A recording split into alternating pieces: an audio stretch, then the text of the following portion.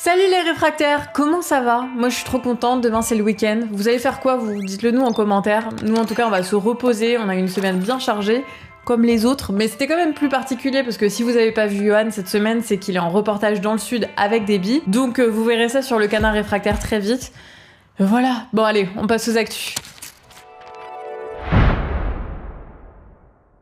Aujourd'hui, on va revenir sur un procès qui remue de profonds problèmes de société qui se passent juste sous notre nez. On parle dans cette affaire de 630 000 € détournés du fisc, mais surtout de maltraitance très grave sur des enfants, et enfin d'une administration qui ferme les yeux. Notre principale source, c'est un article très exhaustif du pôle enquête de France Info, et les révélations sont glaçantes. Tout commence en 2017, quand un jeune de 15 ans, Mathias, atterrit au CHU de Limoges. Il a été victime d'un accident de vélo, selon son tuteur JM, sauf qu'après une semaine de coma, le jeune se réveille et supplie l'équipe médicale de le protéger de l'homme qui l'a accompagné à l'hôpital. L'enquête commence alors et révélera le véritable cauchemar qu'ont vécu une vingtaine d'enfants et d'adolescents.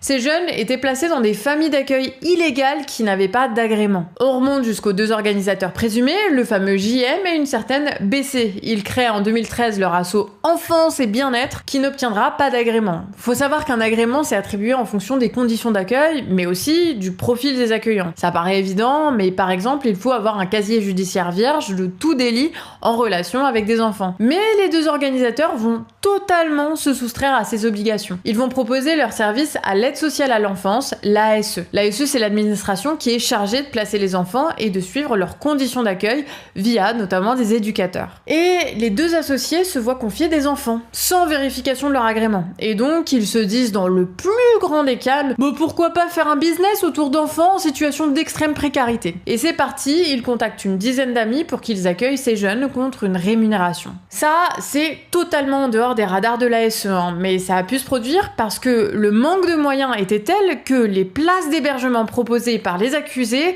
constituaient une véritable bouée de sauvetage pour l'administration. C'est ce que décrivent très bien les éducateurs, ces éducateurs qui ont tiré la sonnette d'alarme auprès de la hiérarchie. Apparemment, l'ASE du Nord était totalement au courant qu'il y avait de graves dysfonctionnements. Ce que les éducateurs sur le terrain ont rapporté était très grave. On parle de surdosage médicamenteux ou de présence de caméras dans les douches. Tout ça sans compter le soi-disant accident de vélo de Mathias qui en réalité était une violence exercée par l'un des deux associés. L'avocat Jean Sagnier a déclaré à France Info: même après ce dernier signalement et l'hospitalisation de Mathias, l'ASE du Nord continuera à placer des enfants chez la famille de JM. Et ce qu'on a découvert avec l'enquête fait froid dans le dos. On vous passe tous les sévices physiques, les humiliations, les travaux forcés, les conditions d'hébergement à l'extérieur de la maison. Tout ça, c'est relaté dans l'enquête de France Info. C'est un travail journalistique très précieux pour regarder en face jusqu'où peut aller le désengagement de l'État vis-à-vis des mineurs isolés. Le petit business de JC et BC étant totalement illégal, les organisateurs avaient interdit à leurs complices de faire consulter un médecin aux enfants ou de faire quelconque déclaration au service de l'État. Et pendant ce temps, les deux associés montent des sociétés en Roumanie pour placer l'argent qu'ils récoltent et échapper au fisc. On parle quand même de 630 000 € qui ont été versés par l'ASE et jamais déclarés au fisc. Et on le rappelle, c'est de l'argent public puisque l'ASE est entièrement financée par le département. L'aide sociale à l'enfance est en crise. Dans le Nord, la région où sont produits les faits, le nombre d'enfants à placer a augmenté de 13,2% en 3 ans. Sauf que d'un autre côté, le nombre de places d'accueil ne suffit pas. Entre 2015 et 2008, il y en a 700 qui ont été supprimés. En 2022, le département promet d'en créer 450, un objectif qui n'est toujours pas atteint aujourd'hui en 2024. Et pour vous dire, à l'époque des faits, sans autre solution,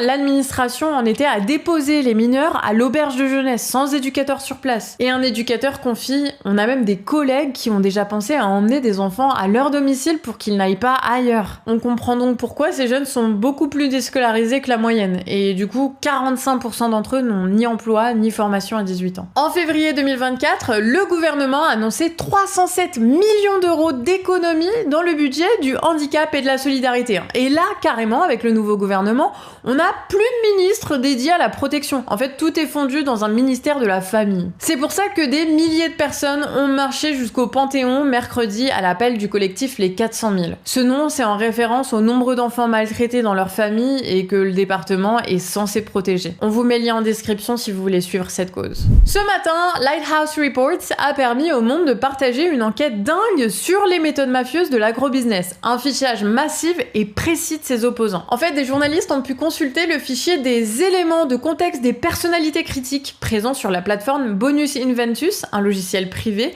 contenant le profil d'environ 500 personnes. En fait, ces personnalités sont des chercheurs qui travaillent sur les effets des engrais et des pesticides, par exemple, ou bien des militants qui luttent contre les OGM. Et les éléments de contexte sont en fait extrêmement précis. Ça parle de la famille des personnes, de leur état de santé, de leurs achats, de leurs loisirs, de leurs goûts. On parle donc d'une atteinte massive à la vie privée. Ce service de fichage politique à grande échelle est proposé par l'entreprise Vfluence, une société spécialisée dans la réputation de ses clients. Leur objectif, il est très clair. Tout dissimulé par la désinformation. Bon, au Canada, on en avait déjà parlé dans une vidéo sur Avisa Partners, une boîte qui prétendait elle aussi être spécialiste de la réputation et qui a en réalité inondé le web de faux articles très conciliants avec ses clients.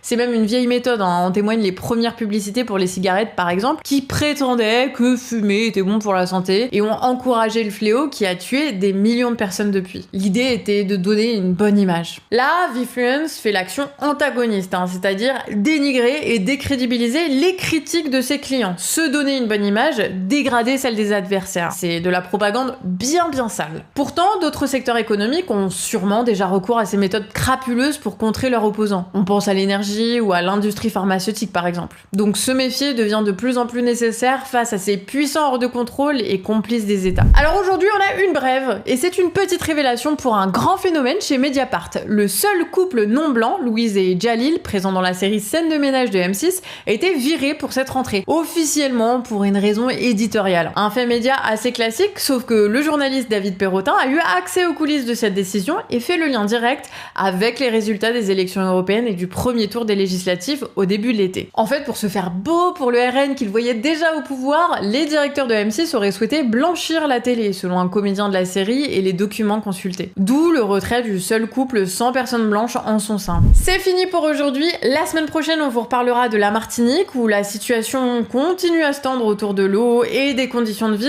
et aussi de toute l'actualité réfractaire qui aura lieu d'ici là. On vous remercie de nous avoir suivis toute cette semaine. Si vous voulez nous soutenir, ça se passe sur Tipeee. Vous pouvez partager nos vidéos et liker, commenter, tout ça, vous connaissez. Moi, je vous dis à lundi 18h et prenez soin de vous. Ciao!